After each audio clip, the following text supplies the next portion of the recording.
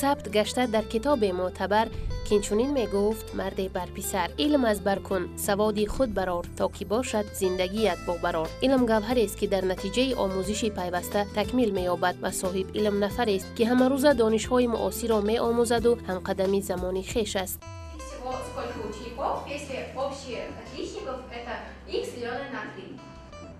Мы создаем диаграмму Вейна, получается у нас по-английски 25 учеников, по математике 27, а у нас общее x деленное на 3. И создаем такое уравнение и находим отсюда x. برای نورسان و خوانندگان پایتخت با وجود ادامه تحصیل در مؤسسه‌های تعلیمی کشور از روی برنامه‌های تصدیق گردیده وزارت معارف و علم جمهوری تاجیکستان، امروزها در مرکزهای آموزشی زبان آموزی و فن‌های تعلیمی به راه مانده شده‌اند که خوانندگان بالیاقت را در این زمینه جلب نموده‌اند. مرکز دریافت و رشد استعدادهای شهر دوشنبه از جمله چنین مکان‌های دانش آموزی و تکمیل سویه دانش نورسان میباشد که با فعالیت پرثمرش خوانندگان سرشمار را گرد آورده است. مرکز مذکور نخست سال 2007 تأسیس یافته، عین زمان در آن 13 عدد اتحادیه‌های تعلیمی که 31 عدد محفل را تشکیل دادند، خوانندگان بالیاقت را به تعلیم فرا گرفتند. تشکیل و فعالیت با ثمر چنین مرکزهای دانش آموزی زینه رشد و فعالیت همه‌روزه خوانندگان بالیاقت میباشد. اشتراک فعال خوانندگان در حرکت المپی و سنجش دانش توسط المپیادهای فنی در تشکل قابلیت، دانش و مهارت خوانندگان بالیاقت نقش ارزنده دارد. برای آمادگی خوانندگان جهت اشتراک در المپیادهای فنی در مؤسسه تمام شرایط و امکانات فراهم آورده شدند. دسته اشتراکچیان پایتخت در مؤسسه همه‌روزه با مشغولیت‌ها فرا گرفته شده، به آنها از جانب آموزگاران مخصوصیت‌های هر یک فن تعلیمی با استفاده از اصول‌های معاصر تعلیمی و با شکل و اسلوب خاصه به خوانندگان بررسی کرده می‌شود. یکی از اصول‌های معاصر تعلیمی این کار با تست توسط برنامه‌های مخصوص کامپیوتری آموزشی میباشد که خوانندگان مؤسسه در روند آمادگی به المپیادها به طور زیل استفاده میبرند. خوانندگان دانش خود را توسط این برنامه‌ها باز هم مستحکم نموده، هم وقت خود را ثمرناک استفاده میبرند و هم در خاطره آنها به طور جذاب نقش میبندند.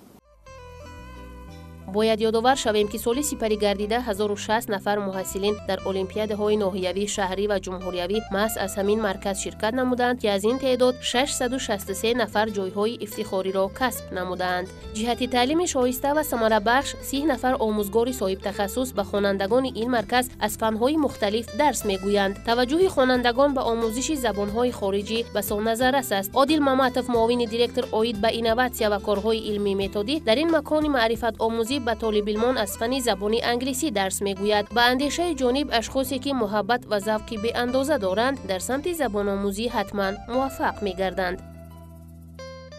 عین زمان شوق و هوس خوانندگان عاید به آموزش زبان انگلیسی روز تا روز زیاد گشته ایستاده است و برای باز هم چقورتر آموختن زبان مذکور خواننده باید تلاش، زحمت و مهنت‌های بسیار در این سمت باید کند.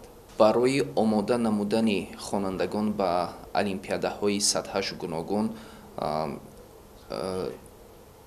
خوانندگان از امتحان‌های گوناگون می‌گذرند تا اینکه درجه دانستن زبان انگلیسی خواننده در سطح معین سنجیده می شود. طلبات‌های استاندارد جهانی به نظر گرفته می شود. از مشاهده ها برمی آید که عین زمان خوانندگان این مرکز الکی با زبان انگلیسی آزادانه اندیشه خود را بیان می نمایند و درک می کنند که دانستن زبان‌های خارجی در آینده برای ادامه تحصیل آنها در مکتب‌های عالی کشور نقش کلیدی دارد. 4 سال باز در المپیادهای فنی اشتراک می‌کنم. سال 2018 2019 در المپیاد مکتب بچگان از فن زبان انگلیسی در شهر دوشنبه سزاوار جای اول گشتم. سال گذشته باشد در المپیاد مکتب بچگان از فن زبان انگلیسی در دور جمهوریوی سزاوار جای اول و در المپیاد بین‌المللی میرتلند سزاوار جای اول گشتم. آموزش زبان خارجی و خصوص زبان‌های روسی و انگلیسی برای هر یک شهروند خیلی مهم باشد. مثلا برای خارجه تحصیل کردم برای کسب آینده، برای متخصصی خوبی صاحب بودن، دانستن زبان‌های خارجی شرط و ضرور است. برای آموختن زبان انگلیسی شخص باید پیش از همه خواهش داشته باشد و با ذوق و رغبت این زبان را از خود کند. باید کتاب‌ها با زبان خارجی مطالعه کند، فیلم و دیگر موادهای لازمه را از خود کند. موافق طبع و ذوق خوانندگان در این اتحادیه تعلیمی درس‌ها از روی فن‌های دقیق و گومانیتری به راه مانده شده‌اند. بیشتر خوانندگان برای شرکت در المپیادهای فنی دانش خود را در این مرکز تکمیل می‌دهند. فرزانه واسیه و غالب آزمون جمهوریوی فروغ صبحی دانای کتاب است در سال 2020 آموزگار فنی زبان و ادبیات تاجیک در مرکز دریافت و رشد استعدادهای شهری دوشنبه میباشد. یعنی حال در اتحادیه که فعالیت دارم از فن زبان و ادبیات تاجیک غالبان دور شهری المپیادهای فنی مکتب بچگان آمادگی دیده ایستادند تا در دور جمهوریوی فعالانه اشتراک نمایند و امیدوار هستیم که این مهنت ها، این زحمت ها بی‌پاداش نمیماند و این شاگردان ذکی و علم دوست و در این اتحادیه آنها مسلح شده ایستادند تا دانش خود را تکمیل دهند، ذهن خود را تقویت دهند و آمادگی دیده ایستادند برای اشتراک نمودن در المپیادهای فنی مکتب بچگان در دور جمهوریوی آن. همچنین اعضایان اتحادیه امسال 4 نفر در آزمون جمهوریوی فروغ صبحی دانای کتاب است فعالانه اشتراک نمودند که در دور شهری 3 نفر و در دور جمهوریوی 1 نفر از روی نامیناسیون ادبیات کلاسیک سزاوار جای اول گردید. امسال نیز خردترکان و خوانندگان صنف 6 تا 8 نیز تصمیم گرفتند که در این آزمون فعالانه اشتراک نمایند و همچنین در داخل این اتحادیه محفل سخن آرا عمل میکند که در این آزمون برای آمادگی دیدن از روی نامیناسیون‌های آزمون با آنها فعالیت میکنیم.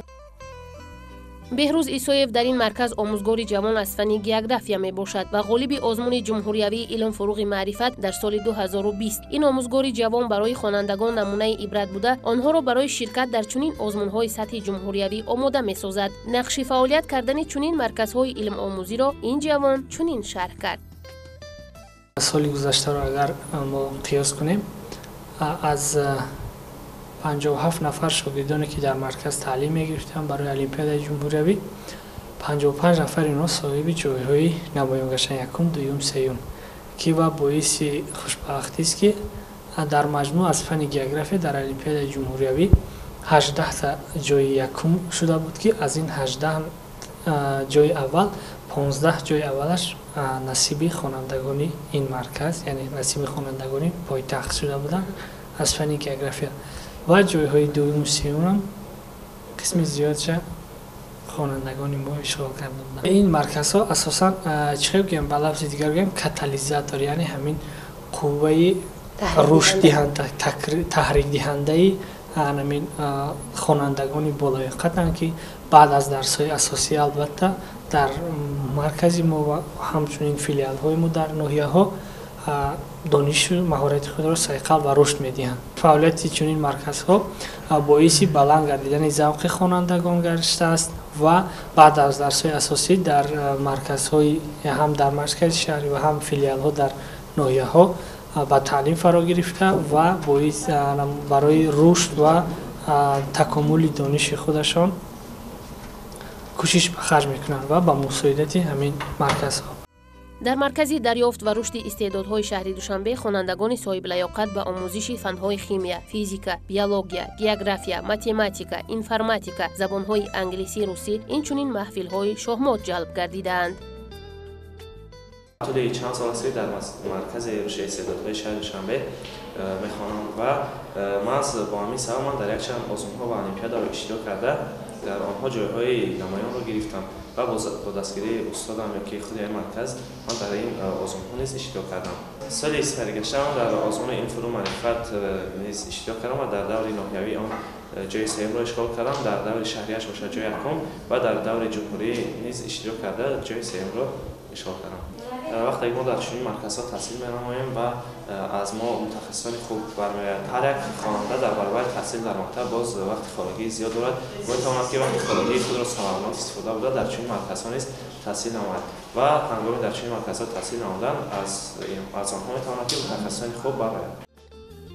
از دستاوردهای خوانندگان این مرکز دانش آموزی عیان می‌گردد که فضای خالگی نورسان را با این گونه مشغولیت‌های مفید پورا ساختن به منفعت و رشد فردی جامعه میباشد. زیرا وضع جهانی شوی تمدن‌ها و سیاست و فرهنگ تکمیل یابنده تقاضا می‌نماید که نورسان و جوانان باید همقدمی زمان باشند. رشد به میلان تکنیک و تکنولوژی معاصر باشد از هر یک فرد سالم اندیشه، دانش‌های قوی و درک خویشتن‌شناسی را طلب می‌نماید.